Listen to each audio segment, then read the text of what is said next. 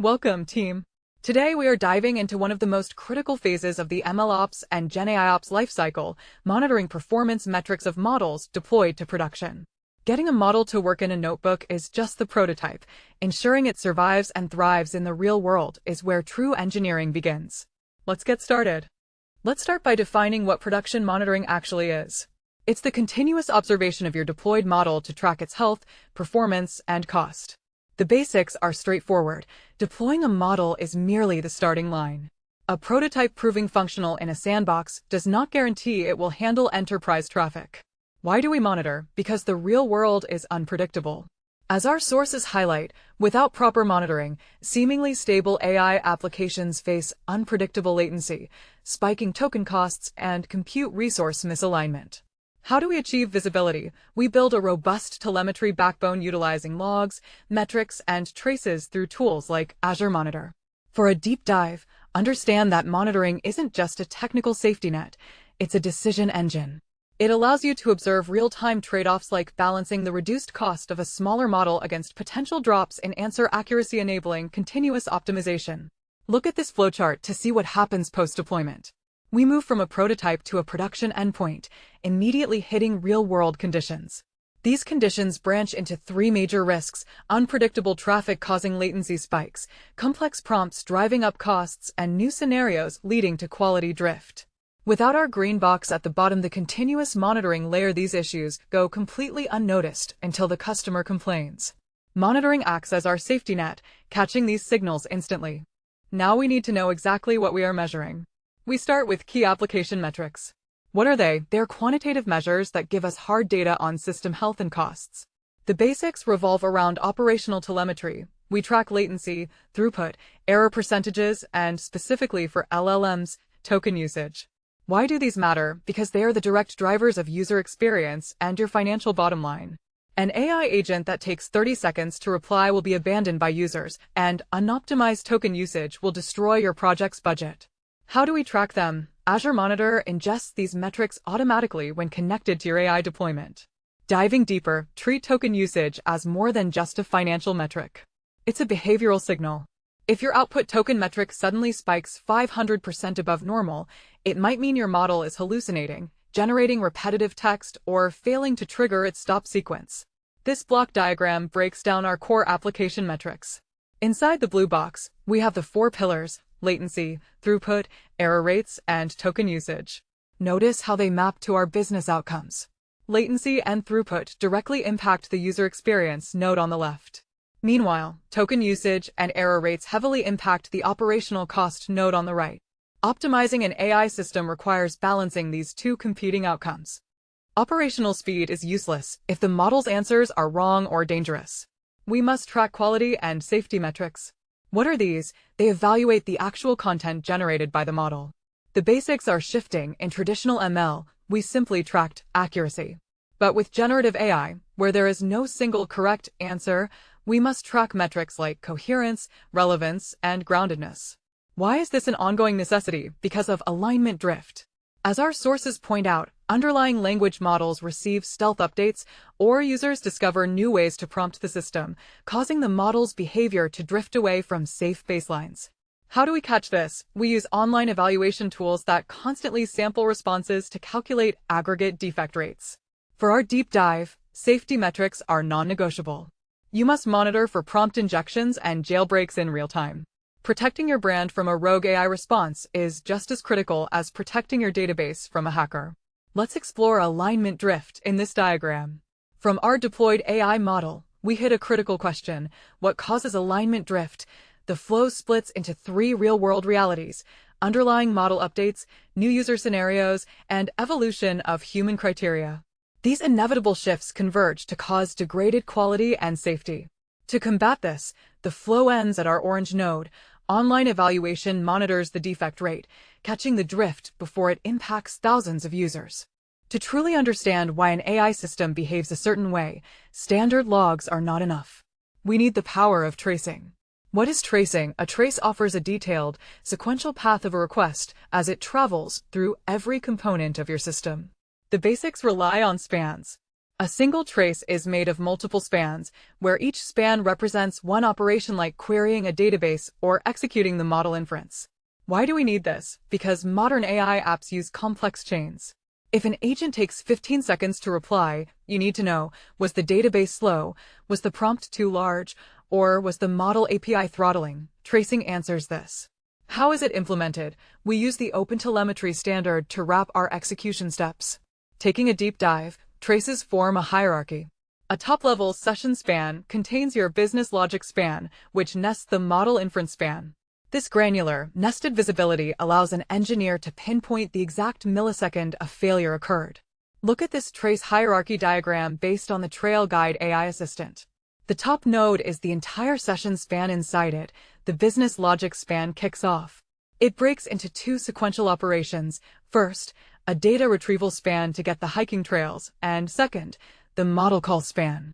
Finally, nested inside the model call is the SDK span hitting GPT-4o. If the user experiences a delay, this visual tree immediately highlights which specific colored box is responsible for the bottleneck. Understanding tracing is great, but we have to actually implement it in our code. What does this entail? It means instrumenting your application so it automatically emits trace data to an observability backend.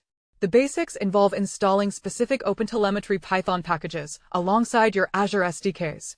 Why do we rely on these libraries instead of writing custom print statements? Because manual logging is wildly inconsistent and entirely misses the complex AI context attributes we need, like token counts or finish reasons. How is this done? It's remarkably elegant. In Python, you initialize the AI inference instrumenter.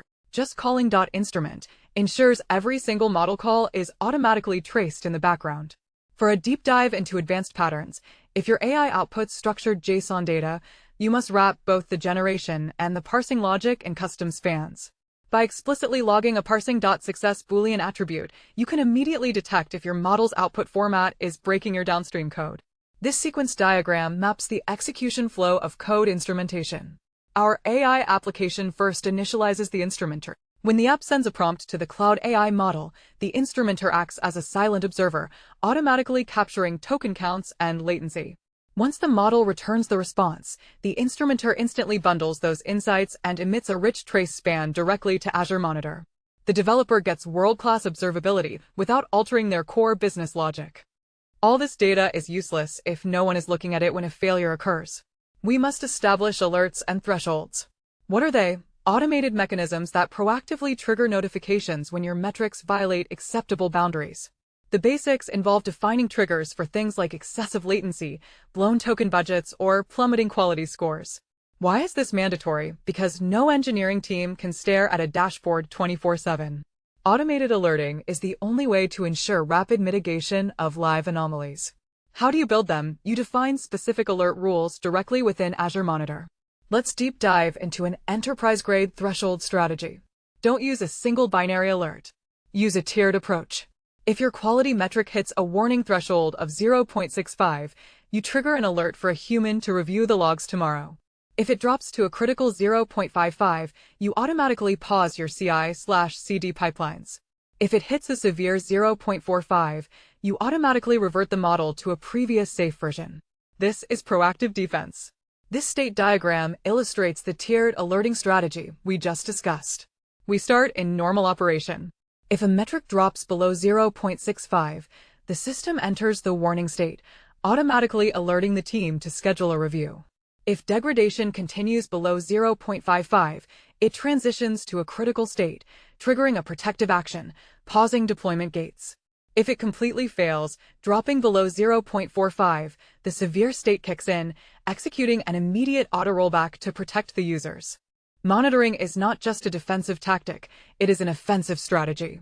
We call this the telemetry-driven feedback loop. What is it? It is the practice of using live monitoring insights to continuously and iteratively improve your application. The basics follow a strict cycle: deploy the model, monitor the traffic, analyze the results, and adjust the configuration. Why is this a core principle of GenAIOps? Because generative AI is never set it and forget it. User behavior changes, and your model must adapt. How do we execute this? By correlating disparate metrics within application insights. For example, linking a spike in latency to a sudden increase in user prompt size. For our deep dive, understand that feedback loops isolate exactly where to spend your engineering effort. If your tracing hierarchy proves your database retrieval span takes 10 milliseconds, but the model inference span takes 8 seconds, you know immediately not to waste time optimizing SQL queries. You must optimize your prompt or switch to a faster, smaller model. Look at the continuous engine of the feedback loop. We deploy the model and instantly start to capture telemetry. This feeds into our central analysis node. Depending on what the telemetry tells us, we take specific actions. If we see high latency, we optimize the model. If we see JSON format errors, we update the system instructions. If we see low relevance, we improve our RG database. All these improvements circle right back to a new deployment, ensuring the model gets smarter every single cycle. Let's apply everything to a real-world use case from our sources, the AdventureWorks Trail Guide Agent. AdventureWorks built an AI assistant to recommend hikes and gear. The business goal, they want to reduce operational costs by switching from the heavy GPT-4 model to the cheaper GPT-4 Mini. The basics of the challenge, they must ensure this cost-saving switch doesn't drop customer satisfaction below their strict 4.2 out of 5.0 target, and response times must remain under 30 seconds. Why can't they just swap it blindly? Because a cheaper model might hallucinate or fail to follow complex instructions, destroying the customer experience. How do they proceed safely? They deploy the new model to a subset of users and heavily monitor the tracing data, tracking exact token usage, latency, and groundedness scores. The deep dive realization, by reviewing the traces, the engineers discover the mini model is significantly faster, but it is frequently failing the parsing.success check when generating JSON itineraries. Armed with this exact telemetry, they rewrite the system prompt to be more explicit about JSON formatting. The result, they fix the errors, achieve massive cost savings, and maintain their 4.2 quality threshold. That is the true power of production monitoring. Our final diagram maps the AdventureWorks operational success story. The new GPT-4 Mini agent handles production traffic, feeding directly into Azure Monitor traces. The dashboard shows 3 immediate insights. The latency metric passes beautifully. The token cost metric passes, showing massive savings. But the parsing.success metric flags a critical failure, malformed JSON. Because this was caught by telemetry rather than angry customers, an engineer quickly updates the prompt instructions. This single fix drives the flow to the final green node, achieving the 4.2 quality target at a fraction of the original cost. Welcome to quicktechie.com. So just type in quicktechie.com here. Then you can go through the material which is provided by Quicktechie. So we have first of all video courses which you can go here and you can find the various video courses across the technologies as well as finance domain. So if you see in Microsoft, we have 8 programs currently running. Next, you can go through the ebooks available. So all the ebooks which are in PDF format today, and you can download this. So let me go through Microsoft certification ebooks. You can click on any of this and you can see this is the PDF available for you to download. So these are the premium ebook mostly available on quicktechie.com platform only. Now the second part is exam simulator. As we primarily focus on the all technology companies and finance domain certification preparation material. So this is company wide listed here and you can go through this. So let me go through the Microsoft one again. You can see this is are all Microsoft related certification. AB 730 exam, if you open it, so you can see here this and all the practice papers are available here. Today we have a 5 practice paper. So click on the first practice paper. It would load the questions. You can answer this question. This is way you can answer it and you can move to the next question. Now third material we wanted to highlight is an audiobook. So we started recently with the audiobooks as well, which you can listen on the go, and various technology wise ebooks are available. And at the last, this is our alumni. These people who are subscribing to our courses and this platform, they are all listed here. And at the end, I wanted to tell you, if you find any course or training or certification preparation material which you want to get us prepare for yourself, please put on the comment section. If you're watching on YouTube, on Udemy, or on this platform itself, quicktechie.com, then please put the comment, or you can even send an email to using this contact us options here. You can directly do the WhatsApp message. You can call us on this numbers as well.